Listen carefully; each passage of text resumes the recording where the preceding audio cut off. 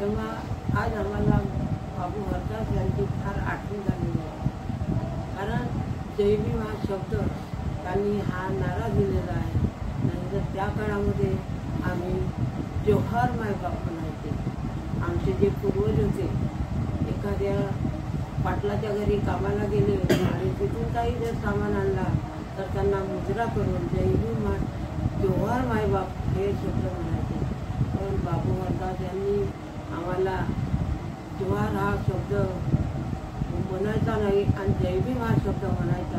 हा किती मोठा आम्हाला शब्द दिला आहे, किती मोठा हा नारा दिलेला आहे. आणि आमच्या स्त्रियांकरता इतकं त्यांनी काही त्या काळामध्ये काम केलेलं आहे. आमचे जे पूर्वज होते, आमच्या ज्या आज्या होत्या त्या आम्हाला सांगायच्या. काही म्हणत आम्ही मंडई पाहायला जात होतो त्यावेळेस हे इतर समाजाचे लोक आमची फार निंदा करायचे. आम्हाला आमच्या काळजाला कधी कधी फटाके बांधायचे, कधी कधी आमची फार विटंबना करायचे. तर तुम्ही ह्या बाबू हरदास यांनी तो बंद केला की कोणी स्त्रिया आपल्या गावच्या किंवा कोणत्याही मोर्चातल्या बाया त्या मंडई पाहायला हिंदूच्या त्या कामाला जाणार नाही, अशी तुम्ही शपथ घ्या. आणि मग त्या काळामध्ये जय भीमच्या शब्दाकरिता इतके झगडे झाले, इतक्या मारापिट्या झाल्या. हिंदू लोकांनी अजून इतर लोकांनी ह्या कामाकरता खूप मारापिट्या केल्या, खूप झगडे केले. आमचे भाऊ होते त्या काळामध्ये ते सांगायचे. मी तर त्यावेळेस नव्हती, पण माझे भाऊ आणि माझ्या बहिणी मला सांगायच्या की इथे इतके झगडे झाले, इतके कुटुंब झाले. तर आमचा जो समता सैनिक दल आहे आणि त्या काळामध्ये दांडपट्टे चालायचे, अखाडे चालायचे. त्या अखाड्यामध्ये ते सगळं शिकायचे. तर इतर लोकांनी मग त्या मुलांचा जोश पाहून ते एवढ्या आमच्या मोहल्ल्यामध्ये येत नव्हते आणि आमच्या लोकांना त्रास देत नव्हते, असे त्या आमच्या आज्या वगैरे आम्हाला सांगायच्या. त्यानंतर ते मला आज फार आठवलं आहे. आणि इतकं म्हणजे त्या काळात बिड्याचे कारखाने चालत नव्हते, तेव्हा बाबू हरदास स्वतः त्या मालकाकडे जाऊन मालकांना भांडायचे की माझा समाज हा गरीब आहे, हे तुम्ही इतके फटाके फुलझड्या इतक्या तुम्ही वेस्ट करता, तुम्ही इतके पैसे उधळता, पण ह्या गरीब माणसाच्या मजुरीला देत नाही. एकदा माझी आई सांगायची, इतका म्हणजे दिवाळीचा सण होता, त्या काळामध्ये आम्हाला सत्याग्रह करावा लागला. आम्ही आपल्या टोपल्या घेऊन बसलो होतो. माझ्या घरी लेकरं रडत होते आणि पोळ्या नव्हत्या, भाजी नव्हती. तर त्यावेळेस मी इकडून तिकडून थोडेसे तांदूळ आणले आणि आंबील करून आणि वांग्याची भाजी करून, बेटा तुम्हाला ह्या लक्ष्मीपूजनाच्या दिवशी मी तुम्हाला हे जेवण दिलं, मला खूप आठवते. आणि खूप सांगायची रडून रडून आम्हाला. तर बाबू हरदास यांनी आमच्याकरता हा जय भीमचा नारा दिला.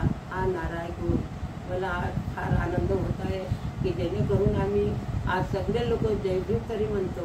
कोणी मला जय भीम नाही म्हणाले तर मला त्यांचा खूप राग येतो. जर कोणी म्हणाले की जय भीम नको म्हणा, तेव्हा मला खूप राग येते की तुम्ही काय जोहार मायबाप म्हणाल का? म्हणा तुम्ही जोहार मायबाप, नाहीतर रामरामजी की म्हणा. आणि त्यावरती माझं पण खूप भांडण झालं खूप लोकांबरोबर. एकदा आमच्या बालसदनमध्ये प्रार्थना चालू असताना काही लोक आले इन्स्पेक्शन करायला. ते म्हणाले तुम्ही आपल्या मुलांना हे शिकवता का? जय भीम हे शिकवता, हे प्रार्थना शिकवता, हे बरोबर नाही. तेव्हा त्याने लिहून नेलं की हे बाई आमच्याबरोबर भांडली आहे. आणि 6 महिने आम्हाला ग्रँट मिळाली नाही. तेव्हा पंतजी म्हणाले तू काय बोलली त्या साहेबांबरोबर? मी म्हणाले मी साहेबांबरोबर काय बोलली नाही, मी आपली प्रार्थना शिकवत होती, मी प्रार्थना म्हणत होती. त्यावेळेस ते इन्स्पेक्शनला आले. मी आपली प्रार्थना बंद कसे करू?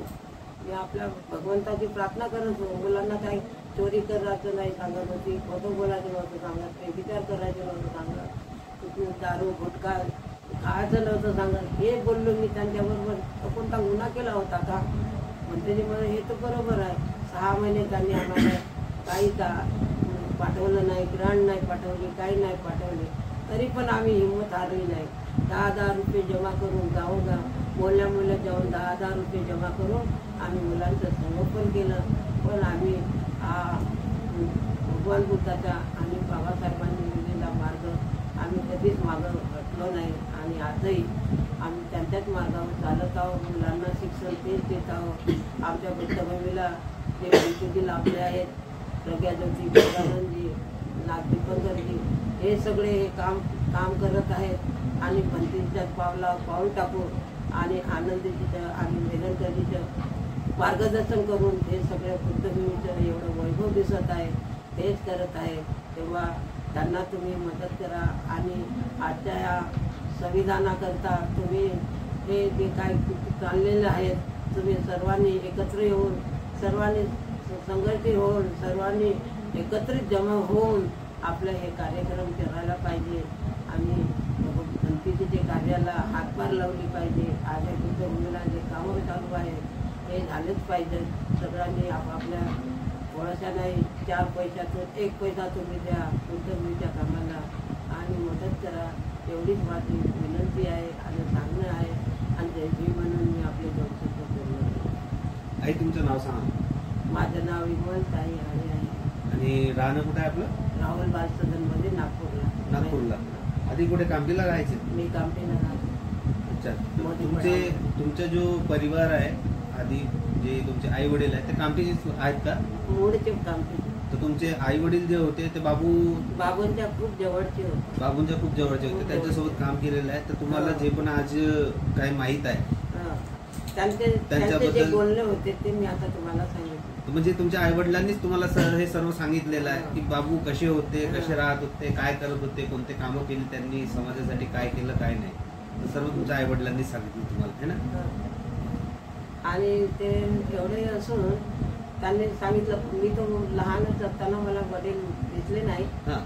खूप लहान असताना माझे वडील मरण पावले. पण माझे जे काका होते ते काका जास्त त्यांच्या जवळचे होते. त्यांच्या घराजवळच राहायचे. छावणीमध्ये त्यांचं घर होतं, तिथे माझे काका राहते. माझे काका मला खूप तेच सगळी माहिती सांगायची, सर्व सांगायचं. हे जेवढे काय मी बोलली आहे हे त्यांचंच मार्गदर्शन आहे. धन्यवाद, खूप खूप आभार तुमचे. तुम्ही एवढी मोलाची माहिती दिल्याबद्दल.